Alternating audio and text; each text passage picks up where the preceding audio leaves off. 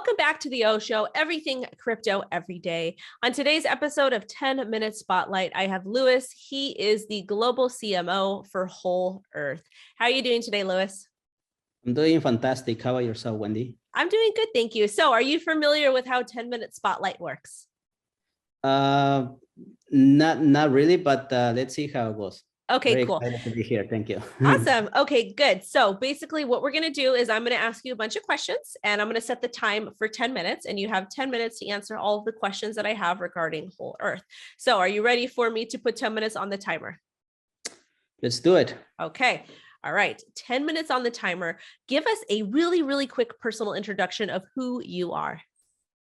So I'm Luis Martinez, and I joined the team as a product designer, and now I'm serving as a global CMO for the foundation. I started buying and trading cryptocurrencies back in 2014 when Bitcoin was trading around $300. And also I experienced the all-time high when Bitcoin was breaking from, was breaking from 1,000 to 20,000 and then down to 3,000 during the 2017, 2018 bear market.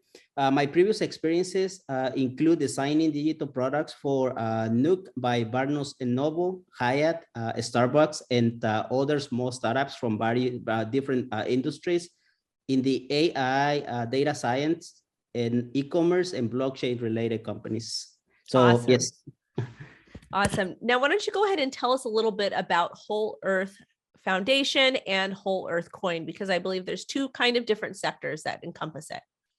Yes, so the Whole Earth Foundation is a organization established to democratize the management of cities infrastructure and environment.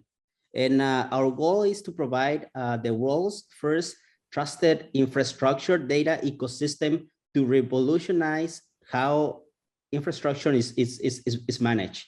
So that's pretty much, that's the brief for the Whole Earth Foundation. Okay. What about Whole Earth Coin? What are you going to be using Whole Earth Coin for?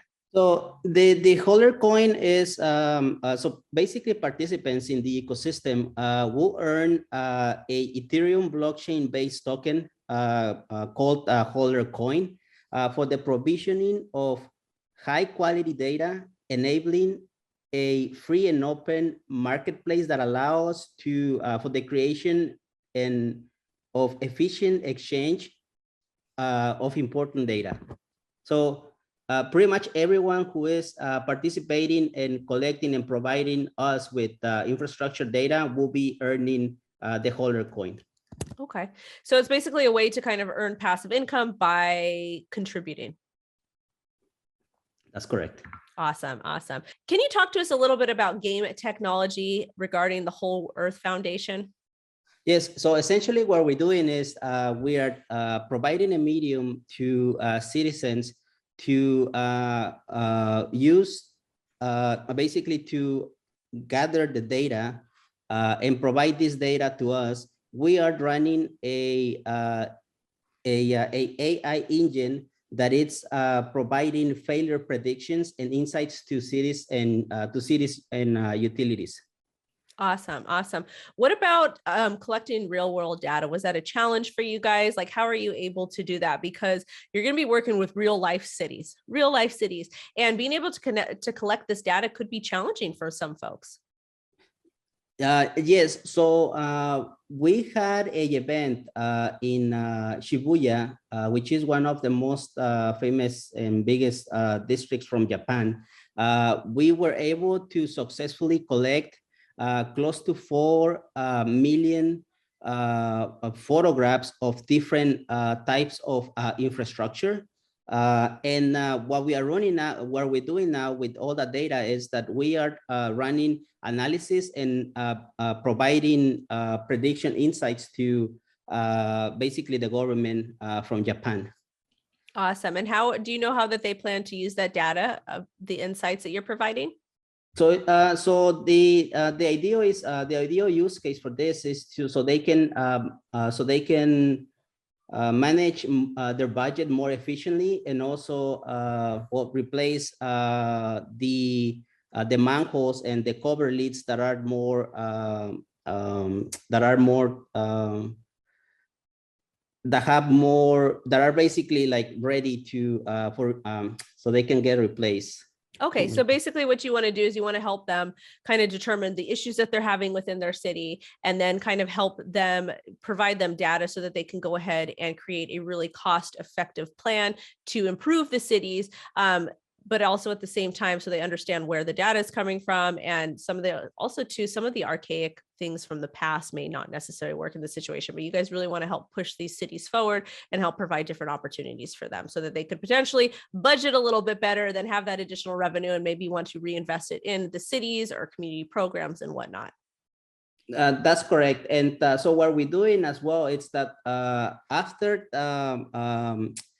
collecting manhole covers, we are also we're gonna also like release game applications that will basically target different types of infrastructures, like road conditions, hydrants, city lights, basically everything that is related to the actual city. We will be providing a medium to so our community can collect and participate with these games and be able to earn the holder coin.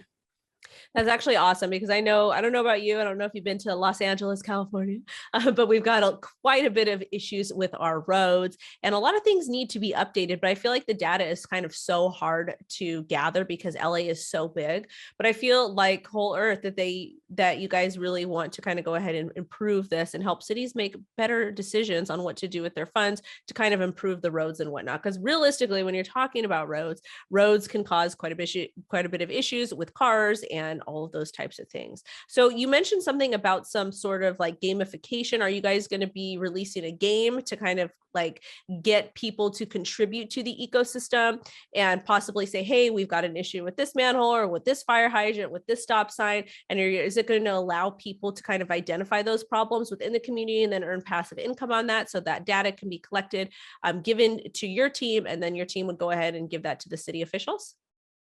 Yes. So right now we have we released a beta version of the game. Basically, we have a web-based game application that we've been using over the last several months, like I mentioned. The next release of the application is gonna be a native application that is gonna be released within the next 2 months. So this release is going to be available only for Japan citizens, but we are planning to launch a global, basically an application or a game application that is going to be available for the entire world before the end of this year. Awesome. And then talk to me a little bit about the NFT marketplace you guys are going to either have or going to create, because that's a little interesting to me. So, so essentially what we want to do is to, so we want to be able to create, to bring more users to the platform. And we noticed that the whole NFT marketplace, it's very attractive to a lot of users.